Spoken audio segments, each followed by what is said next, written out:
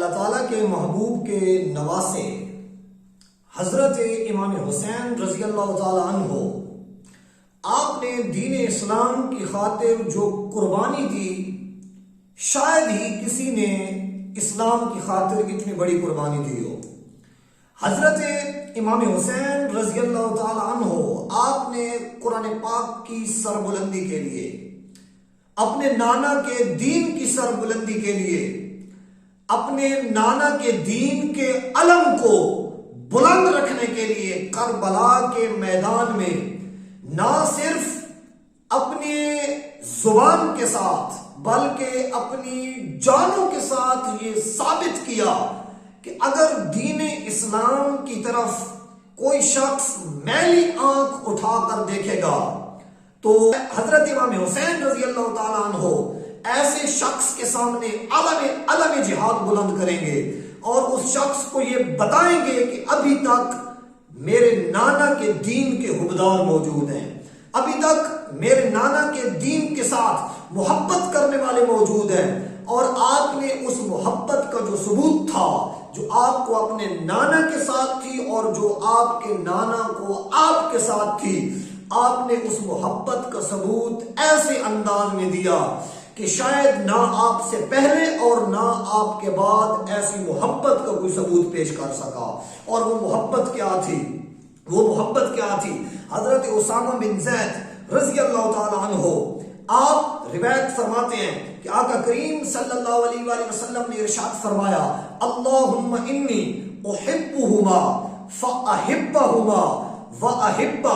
من یحبہما، کہ یہ جو میرے نواسے ہیں میں ان سے محبت کرتا ہوں، اے رب جلیل تو بھی ان سے محبت فرما، اور جو ان سے محبت کرتا جائے اے میرے خدا تو اس کے ساتھ محبت کرتا جا۔ تو حضرت حضور اکرم صلی اللہ علیہ وآلہ وسلم، آپ کو اپنے نواسوں سے اتنی محبت تھی، اتنی محبت تھی کہ آپ نے اللہ تعالیٰ کی بارگاہ میں یہ دعا کی کہ اے اللہ، جو میرے ان نواسوں سے، جو حسن و حسین سے محبت کرتا جائے تو بھی اس شخص سے محبت کرتا جا۔ اور میں آپ کو یہ بتاتا چلوں کہ جس شخص کے ساتھ اللہ تعالیٰ بھی محبت کرتا ہو، جس شخص کے ساتھ حضور اکرم صلی اللہ علیہ وآلہ وسلم آپ بھی محبت کرتے ہو، جس شخص کے ساتھ حضرت امام حسن و حسین بھی محبت کرتے ہو، جو شخص ان ساروں کا محبوب ہو اور ان ساروں سے محبت کرتا ہو، تو وہ شخص کبھی دوزخ کی آگ میں نہیں جل سکتا، کیونکہ آقا کریم صلی اللہ علیہ وآلہ وسلم نے یہ محبت اللہ تعالیٰ سے طلب کی ہے کہ یا رب جلیل، جو میرے نواسوں کو محبوب رکھے تو اس کو محبوب رکھ۔ اور حضور نے ارشاد فرمایا کہ ان الحسن والحسین ہما ریحانتایا من الدنیا، کہ یہ جو حسن اور حسین ہیں میرے دنیا کے اندر پھول ہیں۔ حضور نے ان کو پھولوں سے تشبیہ دی۔ پھول وہ ہوتا ہے جس کو سونگھا جائے، پھول وہ ہوتا ہے جس کو بڑے نرم ہاتھ لگائے جائیں، پھول وہ ہوتا ہے کہ جن کو سجا کے رکھا جائے، پھول وہ ہوتا ہے کہ جس سے محبت کی جائے، پھول وہ ہوتا ہے جس کو پیار کی نگاہ سے دیکھا جائے۔ حضور اکرم صلی اللہ علیہ وآلہ وسلم، آپ حضرت امام حسن اور امام حسین کو پھولوں کی طرح رکھتے تھے، ان کو سونگھتے بھی تھے، ان سے گلے بھی ملتے تھے، ان سے پیار بھی کرتے تھے، ان سے شغف بھی رکھتے تھے، ان سے محبت بھی کرتے تھے، اور ان کے ساتھ آقا کریم صلی اللہ علیہ وآلہ وسلم، آپ کے پیار کا جو رشتہ تھا، آقا کریم صلی اللہ علیہ وآلہ وسلم سے سوال کیا گیا، سئل رسول اللہ صلی اللہ علیہ وآلہ وسلم ای اہل بیتک احب الیک،